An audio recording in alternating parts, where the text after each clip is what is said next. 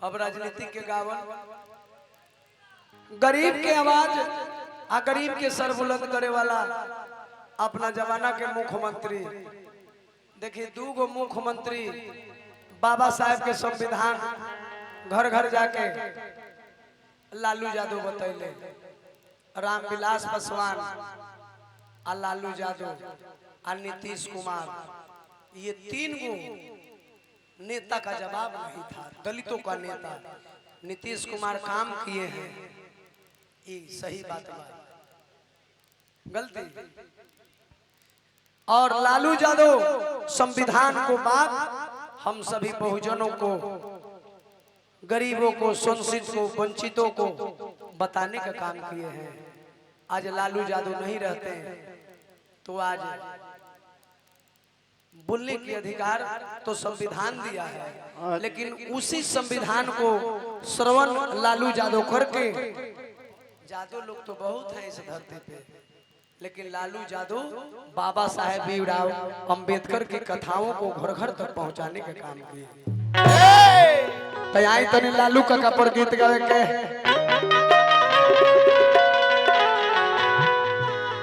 तैयार कर।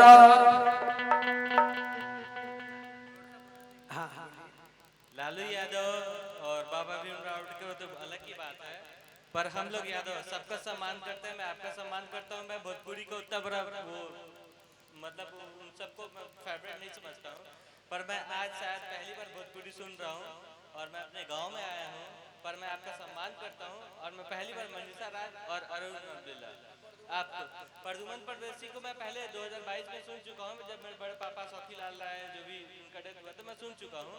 पर मैं अभी जो आया हूँ मैं सिर्फ आप दोनों के लिए आया हूँ, और इस बात वो सब ये बात अलग है, मैं इस चीज का वो नहीं करता हूँ, समर्थन नहीं करता हूँ, पर मैं आपका सम्मान करता हूँ और मैं आपसे प्यार करता हूँ। और मैं पहली बार आया हूँ। भोजपुरी को मैं उतना पसंद नहीं करता हूँ कुछ कारणों से, आप जानते होंगे, अश्लीलता, सीधी बात है, अश्लीलता और कोई बात नहीं है। पर मैं अगर आया हूँ तो मैं आप दोनों का नाम सुन के आया हूँ, ना रोशन राज भैया का, ना प्रदुमन परदेसी। प्रदुमन परदेसी पहले से मैं जानता हूँ, मैं सुन चुका हूँ यहीं पे, इसी स्टेज पे, इसी जगह पे, और यहीं पे जब मेरे बड़े पापा का डेथ हुआ था, सौखीलाल बड़े पापा मेरे थे, ठीक है। तो ऐसी बात मत कीजिए कि हम लोग आपको पसंद नहीं करते हैं और हम लोग आपका सम्मान नहीं करते हैं। हम सभी जाति, सभी धर्मों का सम्मान करते हैं और पूरी तरह से करते हैं।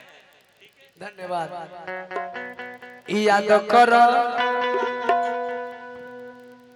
अरे वो लालू जी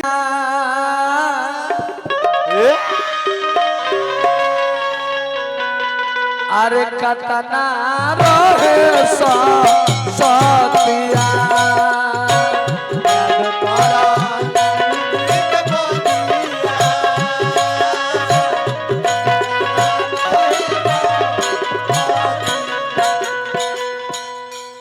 फरमाइश करनी है गावत, लेकिन हमने के कलाकार हैं।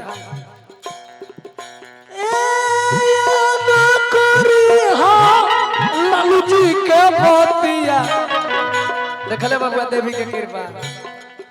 अरविंद भाई फूल गल के ना खोल गए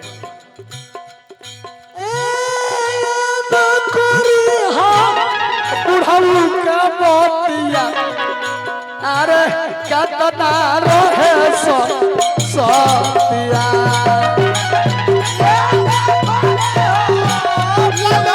विदेशी है ये भैया, विदेशी धोना, ये विदेशी धोना। खटिया पर बैठे के, खटिया पर बैठे के, खटिया पर बैठे के, खटिया पर बैठे के राम हो बाबा साहेब लालू जी सिखावले। भैया हो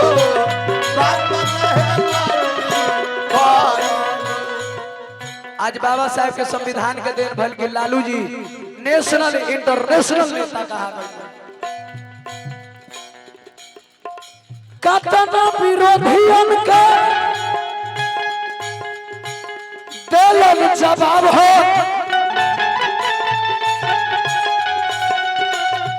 कतना विरोधियन के दिहलन जवाब हो कलवा के काल उनके करत होई याद हो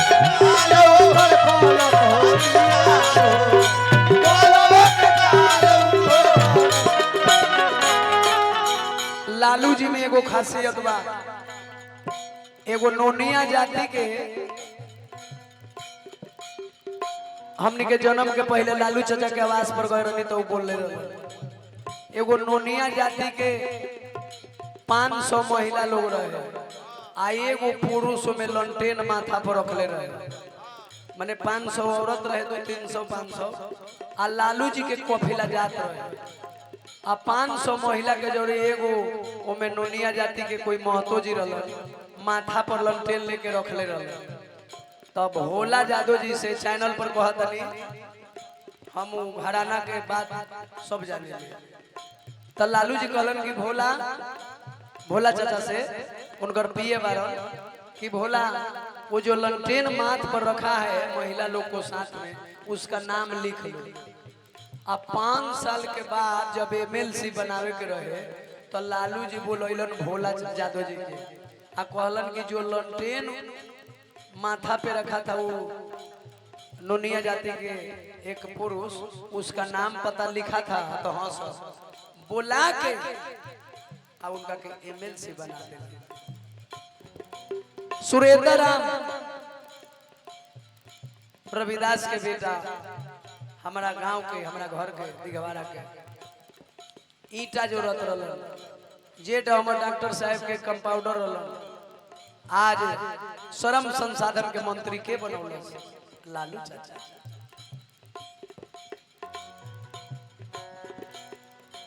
दलित महादलित के नसीब के जगवल केहू नहीं कैलस जवन कोई के देखवला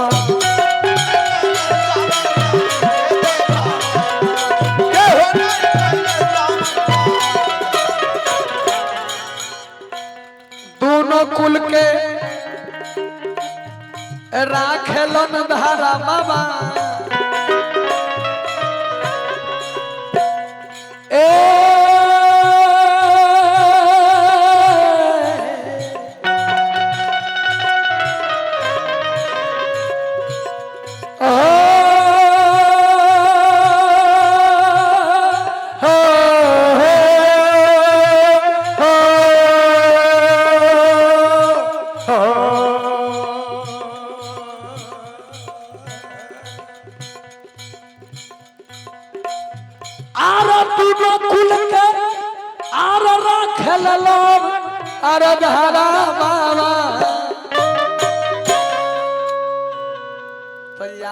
करी हो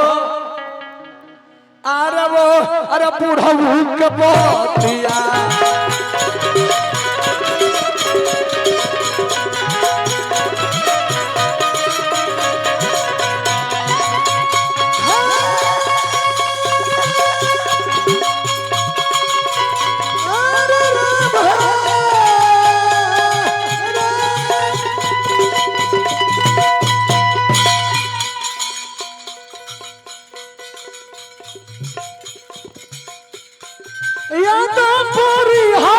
लालू जी के बतिया कतना रहे सतिया